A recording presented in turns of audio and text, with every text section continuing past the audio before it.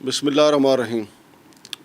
नाज़रीन, सेंटोरस माल वफाकी दारुल हुकूमत की खूबसूरती का एक सितारा भी समझा जाता है, क्योंकि सेंटोरस माल वफाकी दारुल हुकूमत का सबसे बड़ा माल है और सबसे पहला बड़ा माल कह लें आप, ये भी दुरुस्त होगा। हो सकता है अनकरीब और भी बड़े माल बन जाएं, लेकिन जब यहाँ पे जो इसके मालकान हैं उनकी आपस में लड़ाई झगड़े शुरू हुए तो कुछ थोड़ा सा इस सितारे को ग्रहण भी लगना शुरू हुआ है। ये चांद है तो इसको ग्रहण भी लगना शुरू हुआ है।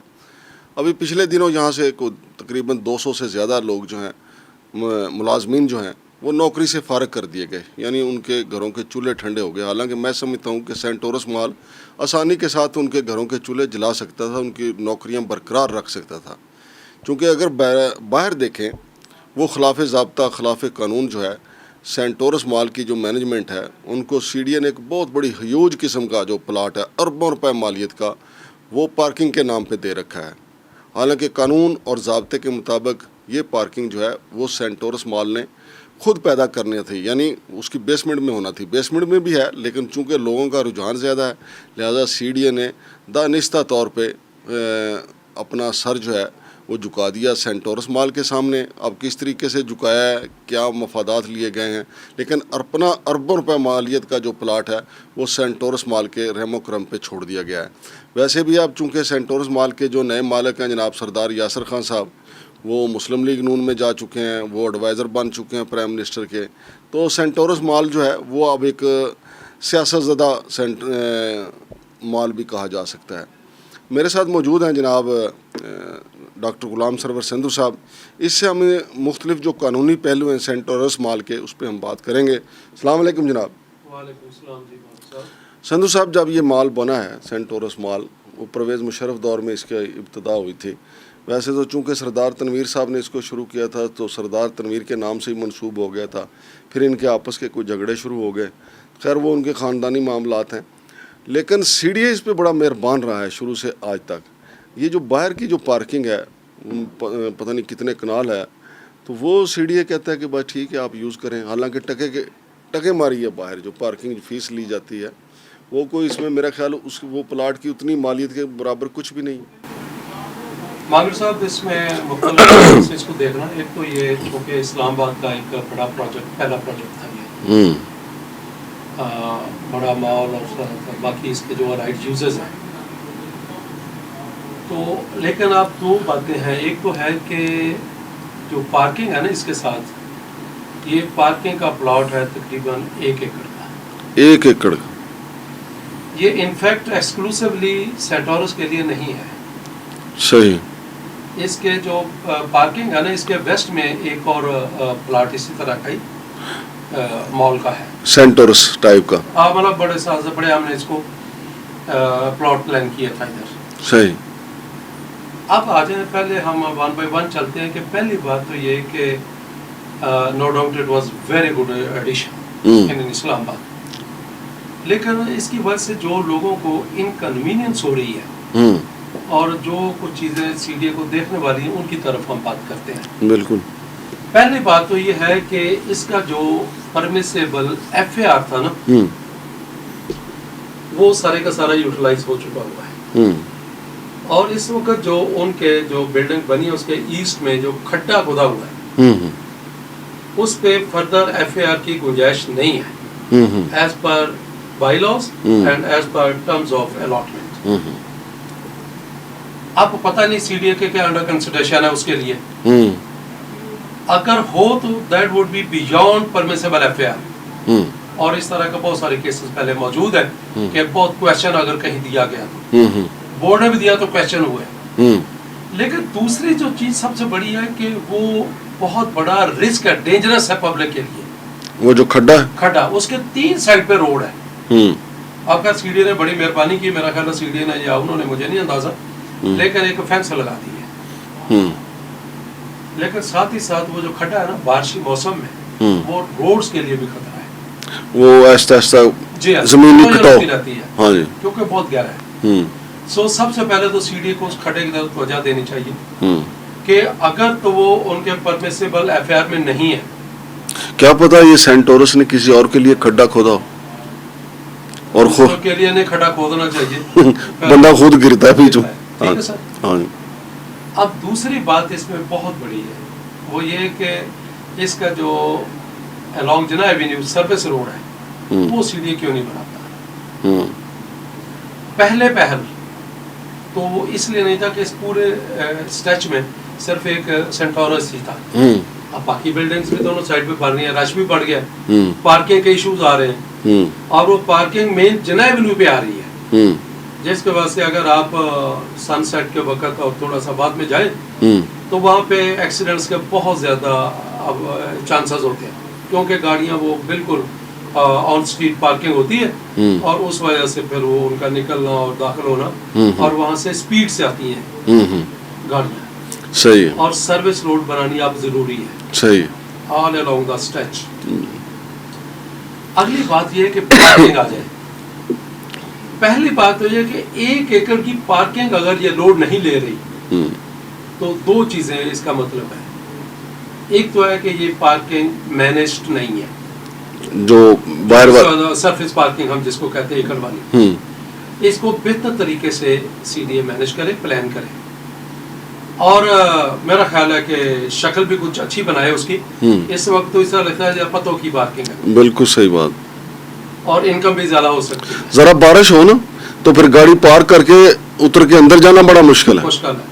اور وہ جگہ جگہ بھی ڈیبریز بھی نہیں. پر سر جب ان کے فائل میں یہ لکھا ہوا ہے کہ ان کی پارکنگ اپنی ہوگی, سی ڈی اے نے پارکنگ کی سہولت نہیں دے گا, تو پھر یہ کیا معاملہ؟ نہیں, اس میں 2 چیزیں ہوتی ہیں. پارکنگ میں ایک بات کی کہ مینج کیا جا سکتا ہے, دوسرا یہ تھا کہ جتنی پارکنگ پلانڈ ہے ان کے ایز پر پلان بیسمنٹس میں, کیا اتنی پرووائڈڈ ہے یا نہیں ہے, یہ چیک کرنے والی بات ہے. صحیح ہے.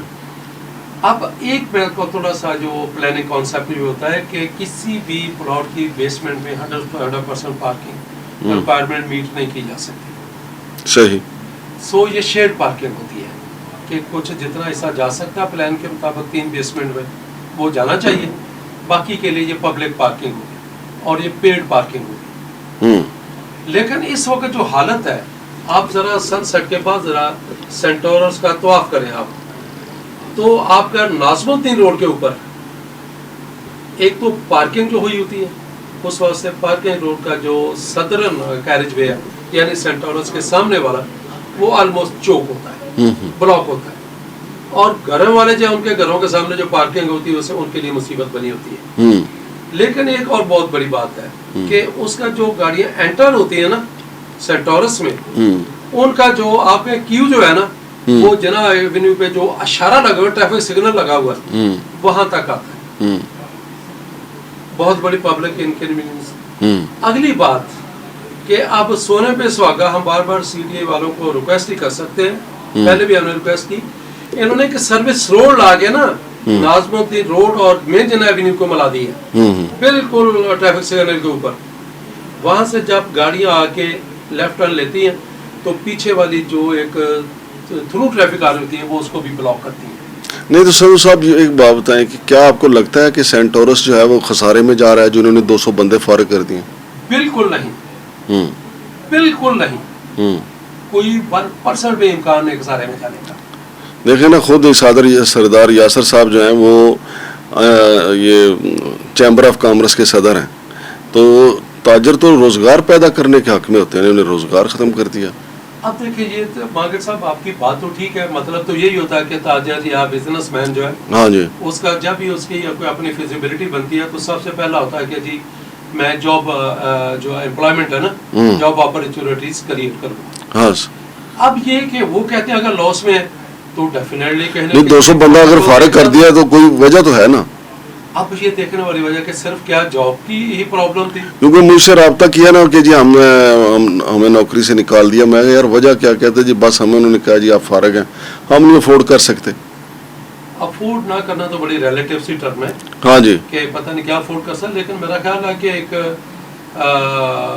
سوشل سیکورٹی کے ساتھ ان کی رجسٹریشن ضروری ہوتی ہے, صحیح, اور وہاں پہ یہ چیک کیا جا سکتا ہے. میرا خیال جو فیملی ان کے جھگڑے ہیں نا اس کی وجہ سے بھی, اور دوسرا یہ کہ جب سے مینجمنٹ چینج ہوئی ہے, کیونکہ پہلے تو سردار تنویر صاحب اس کو دیکھ رہے تھے نا, اب سردار یاسر صاحب کے پاس ہے, تو اپنا اپنا ایک آئیڈیا ہوتا ہے. اچھا کچھ بچے جو ہوتے ہیں وہ ان کا خیال یہ ہوتا ہے کہ جی جتنا پیسہ بچائے وہ اپنے والد محترم کو مشورہ دیتے رہتے ہیں کہ جی یہاں سے بھی پیسہ بچایا جا سکتا ہے.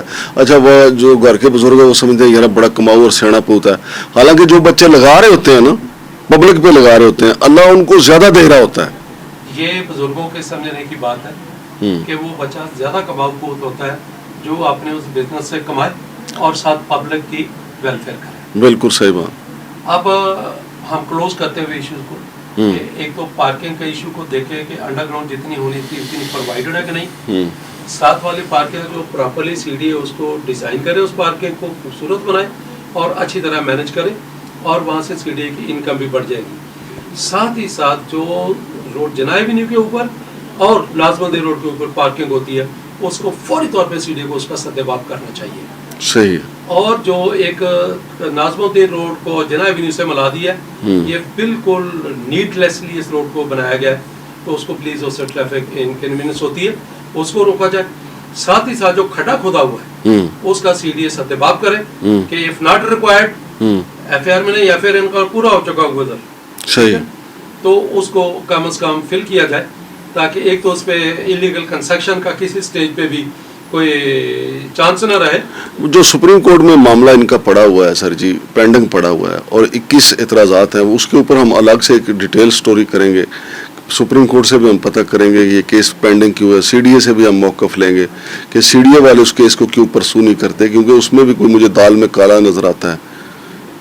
دیکھیں سی ڈی اے والے اگر ایک ایسی جگہ پہ پروجیکٹ الاؤ کر سکتے ہیں, ہاں جی, ادھر زوننگ ریگولیشن ہی الاؤ نہیں کرتے, ہاں جی, تو اس لیے میں اس بارے میں تو کہتے ہیں کہ چوکو بلی, لیکن ہم تو پوائنٹ آؤٹ کر رہے ہیں ہاں جی کہ اس کا حل ہے کہ اگر ایف آئی آر پورا ہو چکا ہوا ہے نا, اور میرے نالے مطابق ہو چکا ہوا ہے. ایف آئی آر سے مراد آپ کیا لگتا ہے؟ فلور ایریا ریشو کہ آپ کتنا ایریا ٹوٹل کنسٹرکٹ کر سکتے ہیں. اور یہاں کو انہوں نے 5 اسٹار ہوٹل بھی تو بنانا جی تھا. وہ پرمیسیبل ہے. نہیں تو بنا تو کیوں نہیں اب تک؟ نہیں بنا ہوا ہے, وہ موو اینڈ پک جو ہے نا وہ بنا ہوا ہے اوپر جو اس کے اوپر. اچھا, لیکن بات یہ ہے کہ آپ اس کھڈا جو خالی ہے یہ پبلک رسک ہے, پبلک انکنوینئنس کی طرف توجہ دینی چاہیے, پارکنگ کی طرف توجہ دینی چاہیے, اور روڈ کنوینئنس ہے اس کی طرف توجہ دینی چاہیے.